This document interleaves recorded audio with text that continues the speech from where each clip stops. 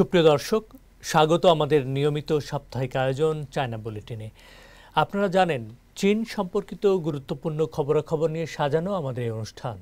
চীন আমাদের পরম বন্ধু এবং প্রতিবেশী দেশ, তাই চীনের উল্লেখযোগ্য খবরগুলো বাংলাদেশের দর্শকদের কাছে তুলে ধরতেই চায়না মিডিয়া গ্রুপ সিএমজির এই বিশেষ আয়োজন। সঙ্গে আছি আমি শাহানশা রাসেল। শুরুতেই জানিয়ে দিচ্ছি সংবাদ শিরোনাম। 4 দিনের সফরে রাশিয়া গেলেন চীনের প্রেসিডেন্ট শি জিনপিং। চীনের আধুনিকীকরণে তরুণদের আত্মনিয়োগের আহ্বান প্রেসিডেন্ট শির। ভারত পাকিস্তান উত্তেজনায় উভয়কে সংযমী হওয়ার আহ্বান চীনের। এবার বিস্তারিত। চীনের প্রেসিডেন্ট শি জিনপিং বুধবার 4 দিনের রাষ্ট্রীয় সফরে মস্কোতে পৌঁছান। এই সফরের মধ্যে দিয়ে চীন এবং রাশিয়ার মধ্যে পারস্পরিক আস্থা আরও গভীরতর হবে বলে মনে করছে চীন। এ সফরে মস্কোতে বিজয়ের 80 বছর উদযাপন অনুষ্ঠানে অংশগ্রহণ করবেন প্রেসিডেন্ট শি। নাৎসি জার্মানির বিরুদ্ধে মিত্রবাহিনীর দ্বিতীয় বিশ্বযুদ্ধে বিজয়ের 80 বছর পূর্তি অনুষ্ঠান 9 মে বিজয় দিবসের জমকালো আয়োজনে রাশিয়ার প্রেসিডেন্ট ভ্লাদিমির পুতিনের অতিথির তালিকায় শীর্ষে রয়েছেন শি জিনপিং। ইউরো এশিয়া মহাদেশ জুড়ে রাশিয়ার জনসংখ্যা প্রায় 146 মিলিয়ন। এখানে মোট 194টি জাতিগোষ্ঠী রয়েছে, যার মধ্যে রাশিয়ানরাই 77.7%। বিগত 10 বছরে বিভিন্ন অনুষ্ঠান উপলক্ষে চীন ও রাশিয়ার রাষ্ট্রপ্রধানরা 40 বারেরও বেশি সাক্ষাৎ করেছেন। রাষ্ট্রপ্রধান পর্যায়ে চীন রাশিয়ার সম্পর্ক নতুন যুগে একটি সমন্বিত কৌশলগত সহযোগিতার অংশীদারিত্বে পরিণত হয়েছে। জ্বালানি, বিনিয়োগ, সংস্কৃতি, অর্থনীতি এবং বাণিজ্য সহ বিভিন্ন ক্ষেত্রে দুই দেশই বিনিময় এবং সহযোগিতার একটি পূর্ণাঙ্গ কাঠামো গড়ে তুলেছে। 2024 সালে চীন ও রাশিয়ার বাণিজ্য হয়েছে 244.4 বিলিয়ন মার্কিন ডলারের। একটানা 15 বছর ধরে রাশিয়ার সবচেয়ে বড় বাণিজ্য অংশীদার হিসেবে অবস্থান ধরে রেখেছে চীন। এই বছরটি চীনা জনগণের জন্য জাপানি আগ্রাসন বিরোধী প্রতিরোধ যুদ্ধে বিজয়, সোভিয়েত ইউনিয়নের মহান দেশপ্রেমিক এবং বিশ্বব্যাপী ফ্যাসিবাদ বিরোধী যুদ্ধ বিজয়ের 80তম বার্ষিকী পালিত হচ্ছে। এছাড়াও এটি জাতিসংঘ প্রতিষ্ঠার 80তম বার্ষিকী। এছাড়া এদিকে রোববার চীনের পররাষ্ট্র মন্ত্রণালয়ের মুখপাত্র জানিয়েছেন, আন্তর্জাতিক ক্ষমতার দৃশ্যপটে সুদূর প্রসারী পরিবর্তন আসছে। এই পরিস্থিতিতে চীন ও রাশিয়ার ঐতিহাসিক ও কৌশলগত সম্পর্ক খুবই গুরুত্বপূর্ণ এবং সময় উপযোগী। 4 মে যুব দিবস পালন করেছে চীন।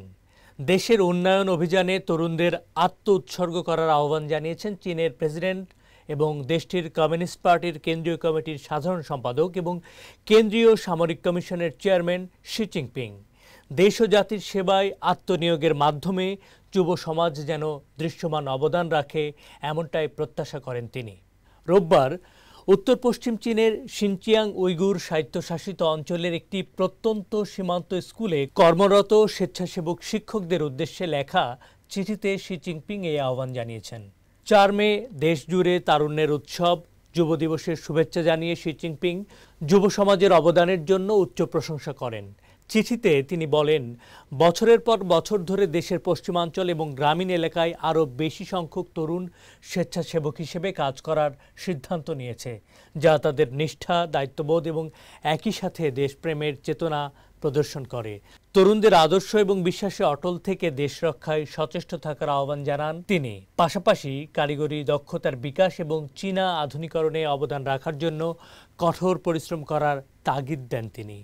দক্ষিণ এশিয়ার দুই প্রতিবেশী রাষ্ট্র ভারত ও পাকিস্তানের মধ্যকার উত্তেজনা বৃদ্ধির প্রেক্ষিতে উভয় দেশকে সংযম প্রদর্শনের আহ্বান জানিয়েছে চীনের পররাষ্ট্র মন্ত্রণালয়। বুধবার এক বিবৃতিতে মন্ত্রণালয় জানায়, এমন কোনো পদক্ষেপ নেওয়া থেকে বিরত থাকতে হবে যা পরিস্থিতিকে আরও জটিল করে তুলতে পারে।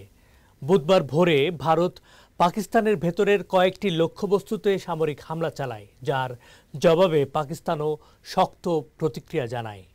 এ বিষয়ে চীন ভারতের সামরিক পদক্ষেপের দুঃখ প্রকাশ করেছে এবং উদ্ভূত পরিস্থিতিতে দেশটি বেশ উদ্বিগ্ন। বিবৃতিতে চীন বলে, ভারত ও পাকিস্তান একে অপরের প্রতিবেশী ছিল, আছে এবং থাকবে। দু দেশই চীনের প্রতিবেশী দেশ। চীন সন্ত্রাসবাদের বিরোধিতা করে উল্লেখ করে বলে, শান্তি ও স্থিতিশীলতা রক্ষায় বৃহত্তর স্বার্থে উভয় দেশকে সংযত এবং শান্ত থাকতে হবে।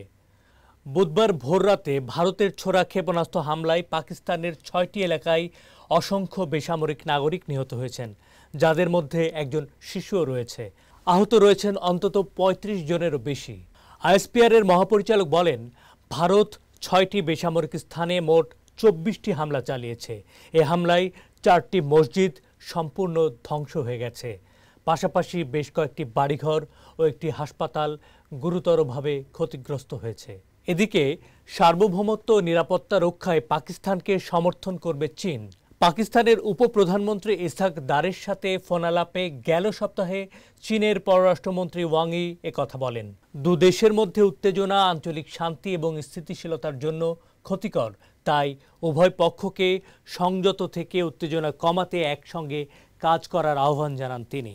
দর্শক, এই ছিল আমাদের এবারের আয়োজনে। অনুষ্ঠানটি টেলিভিশনের পাশাপাশি সামাজিক যোগাযোগ মাধ্যমে দেখতে ভিজিট করুন www.facebook.com/cmg বাংলা এবং ইউটিউব চ্যানেল সিএমজি বাংলাতে। আবারও দেখা হবে আগামী সপ্তাহের একই দিনে একই সময়ে। দেখার আমন্ত্রণ চাইছেন।